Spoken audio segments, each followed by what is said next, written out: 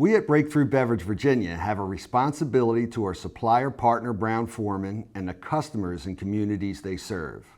While it is important to honor past dignitaries such as Arthur Ashe and Maggie Walker, we are inspired by our future history makers. We sat down with Chauncey Jenkins. What is important to Chauncey will impact the community far beyond Black History Month. My name is Chauncey Jenkins. It's so weird saying it like that. I'm Chauncey Jenkins, also known as performer Chance Fisher. I am from Richmond, Virginia. I really love both music and hospitality. I went to college for hospitality, attended Cornell University, which was very awesome, fantastic.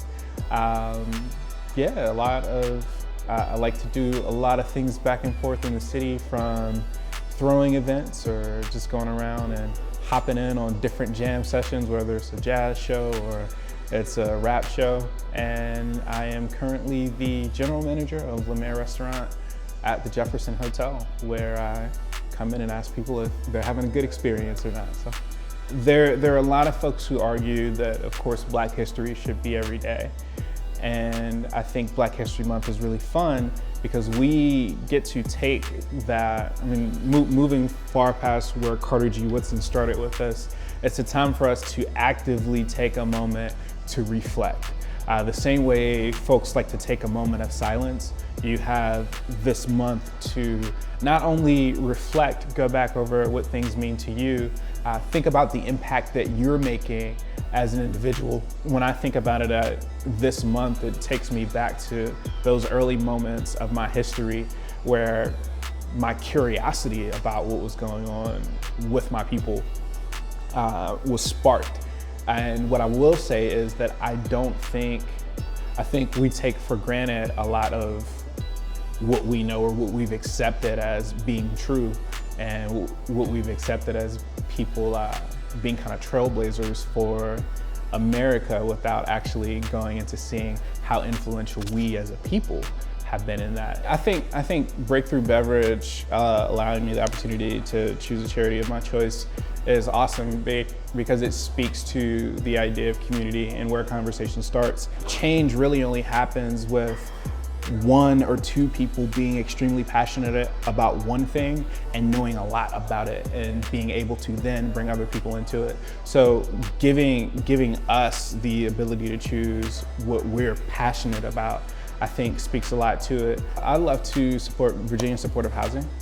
They've been doing great work over the years of getting folks who are homeless back integrated into society and not returning to homelessness. I think a little bit over 90% of folks who come through the program, they give them kind of a temporary place to live and reacclimate themselves.